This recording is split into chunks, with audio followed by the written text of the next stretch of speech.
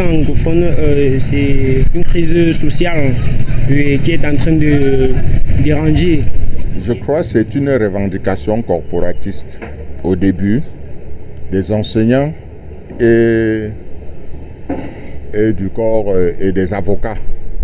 La cause, c'est un problème d'entendement. C'est tout simplement parce que les choses ne sont pas équitables. Mais je pense que ce problème a été résolu, malheureusement avec un peu de retard, et c'est pour cela que d'autres revendications sont entrées en droite ligne. Depuis 3 ans, on est en pleine difficulté. Juste pourquoi? Parce que depuis que la crise a régné, ça a fatigué sur tout le plan, ça a fatigué tout. L'impact est tellement marquant qu'aujourd'hui, la population a pratiquement multiplié par 3. Le social n'est plus possible parce que ceux qui viennent, les réfugiés de guerre, les déplacés de guerre, sont entrés dans un système qui ne les attendait pas. Parce qu'ils fuient les guerres, ils sont entrés dans un système qui ne les attendait pas. Ils vivent des conditions qu'ils ne connaissaient pas. Et ceux qui les reçoivent, ceux de l'Ouest qui les reçoivent, se retrouvent avec une famille qui s'augmente et malheureusement mal préparée, on n'est pas capable de subvenir aux besoins de tout le monde. Au niveau de la nourriture, tout a changé parce que sur le marché, même le panier de la ménagère, aujourd'hui, ça a tout un impact. Si hier, vraiment, je donnais peut-être 3 000 francs à la femme au marché, aujourd'hui, tel n'est plus le cas. Parce que quand elle arrive sur le marché, c'est là qui va acheter des gars, vraiment, c'est devenu grave. Ce qu'il y a, avant qu'il y ait le peu qu'il y a sur le marché, c'est déjà fini. On ne vend plus en tant que tel. Oui. On ne fait plus rien en tant que tel. Parce que ce sont eux, les gens qui sortaient de comme ça, qui faisaient notre force. Donc, même si tu es pas en route, tu ne peux pas être fatigué parce que tu sais qu'il y a des gens qui viennent, mais c'est bloqué. On va faire comment? Les charges locatives ont augmenté, les activités sont au ralenti parce qu'il y a plus de disponibilité de main-d'œuvre que de travaux. C'est que depuis qu'il y a la crise, des clients que j'avais dans le sud-ouest, dans le nord-ouest, n'ont plus accès. Les travaux que je faisais dans le nord-ouest, je n'ai plus le pouvoir de le faire. Il y a eu plus d'effectifs. Oui, donc la recette a chuté à plus de 30%. Donc la petite famille qu'on a, même rien que payer la scolarité, c'est plus du tout facile. Rationner n'est plus facile, tout est dur. Quand tu es déjà touché au marché, la maison va ressentir. Hein? La maison va ressentir. Quand tu es touché, parce que ça c'est ma part de bureau, je compte à ça. Tout pour moi c'est ici. Hein? Bon. Si ça ne donne pas ici, la maison va ressentir. J'ai, n'est-ce pas, certains enfants qui déjà ont eu beaucoup d'avantages parce qu'ils étaient anglophones. Et les miens même, on me demande encore des rançons. Les enfants se retrouvent en surplus dans les salles de classe. Les maîtres sont pratiquement submergés. Il n'y a pas assez de tables bancs pour recevoir tout le monde. Pire encore, c'est le soir au moment de dormir où on va rencontrer dans un studio prévu pour 3-4 personnes, une trentaine de personnes avec les enfants qui dorment parfois à même le sol. Seulement les maisons que nous avons payées à Bafoussam à 5 000, aujourd'hui c'est multiplié même par 5.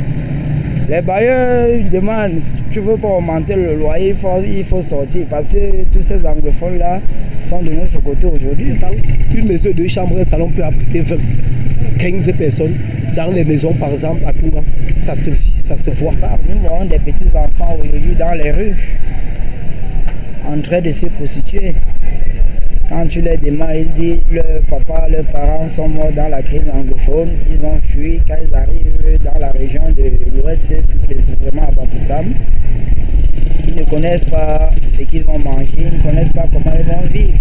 On en trouve qui déjà cherchent même refuge et déjà pour une femme qui normalement même n'a pas de point pour habiter, elle trouve l'occasion pour celui qui, n'est-ce pas, a même seulement la maison, pour devenir même sa femme alors que certainement elle faisait autre chose. Moi qui suis par exemple dans la santé, cela impacte. Il y a beaucoup plus de main d'œuvre. Tout le monde, chaque jour on vient au bureau, on nous propose des services. Est-ce qu'il y a des places pour un infirmier, un laborantin? Ils sont là, tous, ça impacte. Même jusqu'au transport. Il y a ce phénomène de promiscuité que nous vivons à Bafoussam aujourd'hui et c'est ça qui installe déjà la peur. On a plus de clients qui nous achètent les choses et en deçà de cela, il y a aussi des gens, des bandits qui peuvent se déplacer là-bas, qui étaient là-bas, qui peuvent aussi venir ici pour nous créer des problèmes. Il y a le grand banditisme qui a refait surface à Bafoussam. Il dit, pas plus tard, il y a un peu plus ni élevé, ni dans les pots, ni dans les ports. Il dit, ils sont à tous les niveaux, il y a le vol. Quand vous avez votre banane, que vous comptez revenir couper, vous venez que la banane a disparu, vous sentez que c'est déjà très mauvais. Les gars n'ont pas de quoi manger. Dès qu'ils trouvent à manger, ils doivent manger. C'est vrai que ça s'est augmenté avec cette crise, mais on ne peut pas d'emblée dire que c'est eux qui vont. Il y a des gens qui profitent de la pluie couchée dans le torrent. Mais ils n'ont pas d'argent. Quand vous faites un déplacement, vous n'êtes plus dans votre territoire. Vous n'avez plus assez d'argent pour vivre. Ce n'est pas facile. Il y a ces parents qui ont réussi à quitter la zone avec femmes et enfants et qui se retrouvent ici dans des petites communautés, des gens qui étaient déjà installés et qui n'ont pratiquement rien à faire parce qu'ils ont construit leur vie dans leur village et sont obligés d'abandonner pour aller s'installer dans une région qui certainement ne les connaît pas et ils n'ont jamais visité cette région avant. Ils sont nombreux. Il y a même les individus, c'est-à-dire qu'ils dorment dans les vérandas, sur des vérandas, qu'on ne peut même pas les identifier, ils n'ont ni d'accident, ils n'ont rien. Au Cameroun, chacun doit sentir chez lui. Il y a de la place pour tout le monde. Le problème, c'est quoi? C'est le trop plein. Le problème, c'est qu'on est en train, ils nous imposent une vie qu'on n'avait pas pensée, ou alors qu'on ne devrait pas, qu'on n'avait pas préparée pour accueillir un étranger.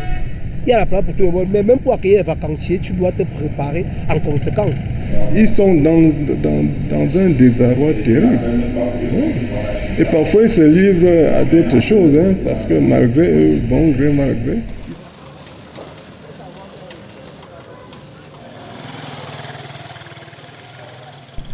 Il y a un problème de tribalisme grave au Cameroun, donc il faut que le gouvernement trouve une solution par rapport à ça. C'est un truc qui ne me passe pas très clair dans la tête. Je ne vois pas pourquoi je dois discriminer quelqu'un sous prétexte qu'il appartient à telle autre tribu et telle autre tribu. J'ai cet avantage d'être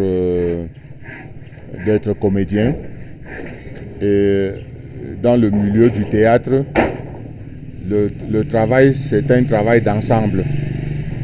On ne peut pas être tribaliste et travailler avec quelqu'un d'autre. Ce n'est pas possible. Si vous avez ce ressentiment de tribu dans le sang, vous ne pouvez pas faire le métier. Le quotidien, chez nous, on ne sent pas une marginalisation. Le vivre ensemble, il y en a. Donc, peut-être dans la distribution des postes ministériels, des postes dans les sociétés un peu. Mais sur le plan terre à terre, comme on dit, quand ils arrivent, il n'y a pas un problème de vivre ensemble. Du haut de mon âge, les Camerounais n'ont jamais eu un problème de vivre ensemble. Ce décret de vivre ensemble qui déjà divise les Camerounais, il faudrait bien qu'on nous explique d'où vient ce vivre ensemble. Si hier, nous, on ne vivait pas ensemble. Bafoussam et Bamenda, généralement, sont des peuples du Grassfield, ce qui fait qu'ils ont une conjonction culturelle. La diversité ne se ressent pas trop. Nous allons les accueillir, mais ce n'est pas aussi facile pour nous de les héberger, de les nourrir aussi. Mais on va faire avec, parce que ce sont nos frères et sœurs. Enfin, on est obligé de soutenir ceux qui sont éprouvés, ceux qui sont déplacés. Chez moi-même, j'en ai reçu beaucoup et que je soutiens parce qu'ils n'ont pas de revenus, ils n'ont pas où aller. S'ils sont arrivés avec des enfants, le père, la mère, ils n'avaient pas où partir. J'étais obligé de leur donner aussi une chambre à la maison. Ils sont actuellement avec moi à la maison. Ils sont affectés psychologiquement et psychiquement à tous les niveaux. Il faut les remonter. C'est un peu ça. Donc c'est un problème camerounais. Et quand un Camerounais est en souffrance à côté de toi, tu ne peux pas rester indifférent.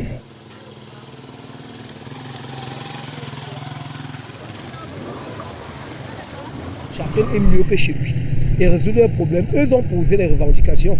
Et j'ai suivi, il y a un dialogue à Yaoundé. Si on leur donne, ils ont recréé le fédéralisme. Il y a quoi qu'on ne leur donne pas ce qu'ils veulent, s'ils peuvent être à l'aise chez eux. Le souhait, c'est que vraiment, il faut qu'après la sortie du dialogue, que tout ça cesse. Non, déjà avec le dialogue national, là, vraiment, nous on souhaite que ça finisse bien et que la paix revienne et qu'ils retrouvent encore leur domicile. Et que vraiment, on s'entende sur beaucoup de choses qu'il faut mettre sur pied, pas dans le verbal, mais donc tout ce qui peut être mis sur pied et dans le sens positif, surtout dans l'ensemble qui permet que, n'est-ce pas, toute la population puisse trouver leur compte. C'est un pari qui serait vraiment gagné si on décentralise le pays comme on est en train de demander. La majorité n'est pas pour le sécessionnisme. La majorité de ce peuple-là qui vit auprès de moi, avec qui je cause tous les jours, c'est qu'il faut le juste partage.